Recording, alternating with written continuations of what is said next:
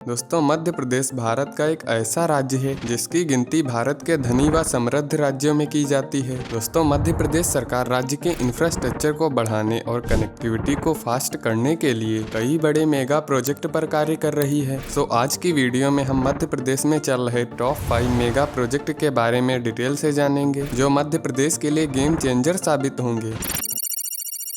दोस्तों, Narmada expressway NHAI के द्वारा शुरू की गई भारतमाला परियोजना के तहत बनाया जाने वाला 6 लाइन चौड़ा greenfield access control proposed expressway है, जो मध्य प्रदेश के पूर्व में अमरकंटक और पश्चिम में अलीराजपुर को आपस में जोड़ेगा और ये वर्तमान में 13 जिलों से होकर गुजरेगा। इसके रूट में ये जिले शामिल हैं। इस एक्सप्रेसवे की प्रपोज्ड टोटल लंबाई 1300 किलोमीटर है। इसको मध्य प्रदेश में 906 किलोमीटर का कैबिनेट से अप्रूव्ड किया गया है। बाकी का 394 किलोमीटर एक्सप्रेसवे को भविष्य में गुजरात और छत्तीसगढ़ राज्य में विस्तारित किया जाएगा। इसकी DPR रिपोर्ट तैयार कर ली गई है। जल्द ही इसके भूमि अधिग्रहण का कार्य शुरू हो सकता है। दोस्तों, इस नर्मदा एक्सप्रेसवे के पूर्ण रूप से बन जाने से यहाँ के शहरों के बीच फास्ट एंड डायरेक्ट कनेक्टिविटी होगी। यात्रियों को नर्मदा माता की पैदल यात्रा करने में सुविधा होगी। शहरों के बीच कई नए उद्योग स्थापित होंगे। बाहरी कंपनियां राज्य में अपनी फैक्ट्रियां ओपन करेंगी। ट्रांसपोर्ट फास्ट होगा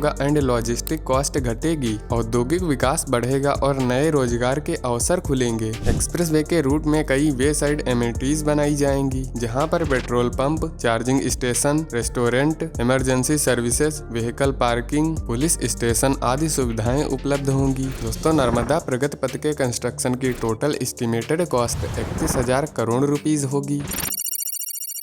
दोस्तों, ग्वालियर इंटरनेशनल क्रिकेट स्टेडियम को मध्य प्रदेश क्रिकेट एसोसिएशन के द्वारा ग्वालियर के शंकरपुर गांव में 30 एकड़ की भूमि पर बनाया जा रहा है और इसका कंस्ट्रक्शन 2 फेजों में डिवाइड है। पहले फेज का कंस्ट्रक्शन ऑलमोस्ट कंप्लीट हो गया है। इस फेज में स्टेडियम के अंदर सीटिंग कैपेसिटी 30,000 है और भविष्य की स्थिति के अनुसार स्टेडियम में सेकंड फेज का वर्क स्टार्ट किया जाएगा, जिसमें स्टेडियम में बैठने की क्षमता 30,000 से बढ़कर 60,000 हो जाएगी। दोस्तों, फेज 1 में स्टेडियम के अंदर सभी चीजों को बहुत अच्छे से बनाया गया है और स्टेडियम में कई प्रकार की फैसिलिटीज अवेलेबल हैं, जैसे स्टेडियम नाइट मैच के लिए रेडी है। स्टेडियम के चारों तरफ बड़ी बड़ी फ्लड लाइट लगाई गई हैं। आधुनिक gym, dressing room, player room, TV broadcasting control room, restaurant, ticket counter, small conference hall और स्टेडियम ग्राउंड पर international dimensions of play field की 9 player pitches full length boundary की होंगी और स्टेडियम की total construction cost approx 200 crore है।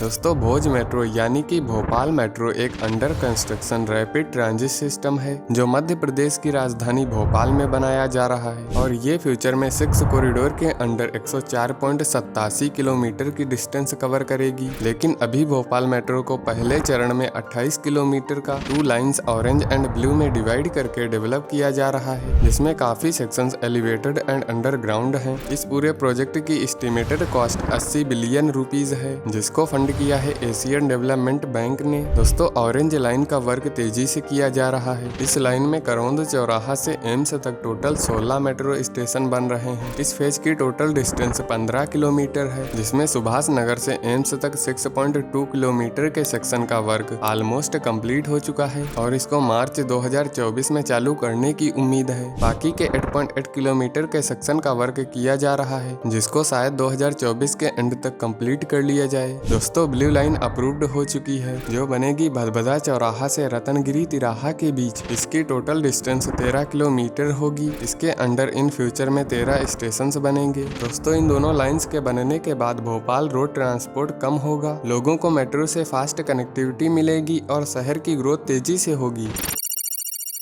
दोस्तों, ये चंबल एक्सप्रेसवे 408 किलोमीटर लंबा 6 लाइन चौड़ा एक्सेस कंट्रोल्ड ग्रीनफील्ड एक्सप्रेसवे है। इस एक्सप्रेसवे का नाम पूर्व के प्रधानमंत्री अटल बिहारी वाजपेयी के नाम पर अटल प्रोग्रेस वे रखा गया है, जो कि ये मार्ग चंबल नदी के साथ साथ चलेगा, इसलिए इसे चंबल एक्सप्रेसवे भी कहा जाता है। इसके कंस्ट्रक्शन की कॉस्ट पहले 20,000 करोड़ रुपए निर्धारित की गई थी, जिसको बढ़ाकर 23,700 करोड़ रुपए कर दिया गया है। दोस्तों, मध्य प्रदेश सरकार का लक्ष्य है कि इस एक्सप्रेसवे के माध्यम माध्यम से चंबल संभाग और ग्वालियर संभाग के साथ पिछड़े इलाकों का आर्थिक विकास करना है। यह एक्सप्रेसवे मध्य प्रदेश के इन क्षेत्रों में ट्रेड एंड कार्गो ट्रांसपोर्टेशन में मददगार होगा। इसकी हेल्प से यहाँ की इकोनॉमी बढ़ेगी और राज्य की ग्रोथ होगी। ये एक्सप्रेसवे उत्तरी मध्य प्रदेश में पर्यटन को सुविधाजनक बनाने में मदद करेगा, जो कई प्रसिद्ध पर्यटन स्थलों के साथ साथ ग्वालियर जैसे प्रमुख पर्यटन स्थल, कुनो राष्ट्रीय उद्यान जैसे कई वन्यजीव पार्क और अभ्यारण्य से तेज व सुगम यात्रा करने की सुविधा देगा, जिससे लोग इन क्षेत्रों में घूमने दूर दूर से आएंगे।